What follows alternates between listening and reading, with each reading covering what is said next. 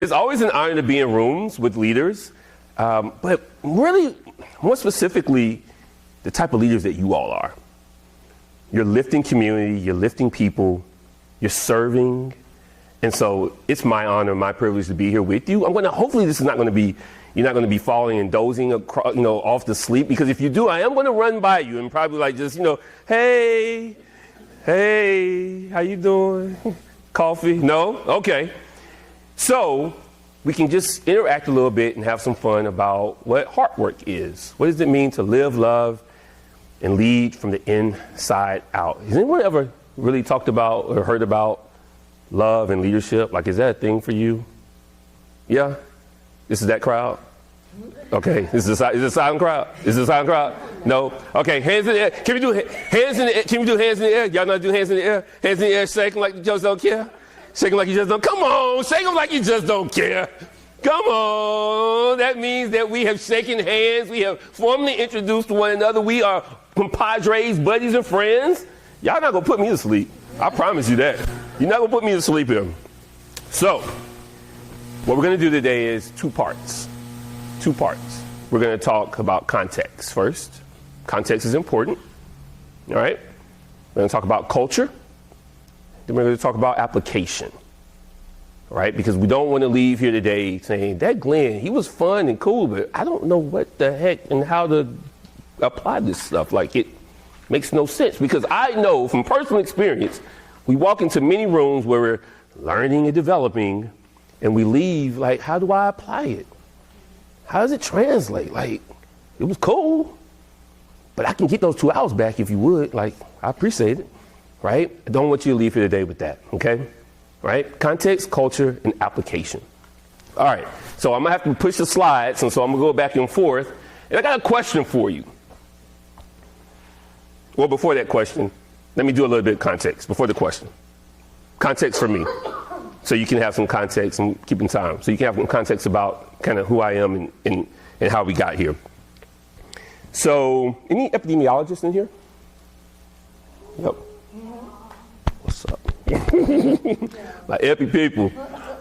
So interestingly enough, I actually started my career in epidemiology. Would you know it? Would you think it? Like, right? It was really cool. Looking in studies actually at Duke University, in a room full of file folders, looking at surveys and tests and all this other stuff. And yeah, I know, right? You're like, what? What? Yes, right? Because research and evidence have been something very interesting to me. Like, you say it's so, but is it so? You say love works in leadership, prove it. Data is important, but not only data, but how does it translate? What do I think about it? What's my opinion versus what is factual? What can we prove? Is it causal? Is it correlational? What's all this stuff?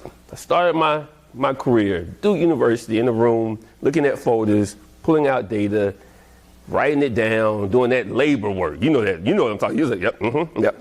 That's the beginning stages, right?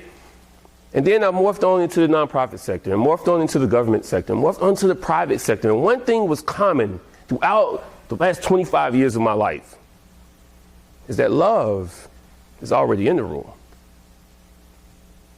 You may say I don't want to bring love into the workplace because it's kind of touchy-feely, but I will tell you something. Love is already in the room. Love sits in this room right now. When you woke up this morning, you woke up on love. Not on purpose, on love. You did. And you brought it here today. So if you brought it here today, that means all of your colleagues are bringing it to work. All of your patients and clients and community residents are bringing it in every room they step into. The question, though, is how do we pull that love out? How do we pull it out? How do we get folks comfortable to know that you already have it in you? Let's go ahead and let it out so that we can actually reach heights that we probably never imagined we could reach. That's my experience. That's the 25 years of being in all sorts of rooms, doing all types of work, from epidemiology to government, finance, to working at Target. You ever heard of Target? Tarjay, it's still expensive. Tarjay, yeah, doing all those kinds of things. And Heartwork actually started at Tarjay. I like to say it started at a retail store. It did. Heartwork started because I looked out into my team of 200 people and I said, I don't think leadership should be standardized. I don't think it should be, we come in, we tell you what to do, you do it, and we go home. It doesn't feel right anymore. And it didn't feel right. And so at Tarjay, we began to kind of mess around and play around with this idea of, if we just came in as our most authentic and natural selves, I think most of y'all are probably kind, loving people.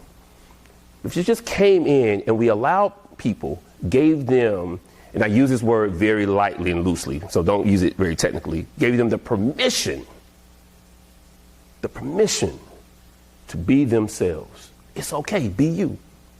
It's okay, but we want you to be kind and loving and all those natural things that happen. If we gave them that permission, that authority, that agency, if you will, what could happen? And what happened at Target, I love the Tarjay word. What happened at Tarjay was that store, that team became a top store in the company that year. I tell that story because it's important to understand that once we get to the data pieces, that we have practical experiences that we can actually revert back to and say, oh no, it works. So from that moment on, I said, well, it worked in a business in the real time, but does the data say so? And from that moment in 2013, I began this mission to understand, does the data say so? Does the research support it? Are there true relationships between love, leadership, leader-follower relationships, organizational performance? Are there causal relationships that actually love causes better relationships? It causes greater organizational performance. These are key questions, a hypothesis, if you will. The research question of the day. So today, when we talk about context, hopefully that gives you some context of where we started from to how we got to this point. But also, as we get into the culture space and how cultures actually are designed, ultimately, how then do you apply this type of work?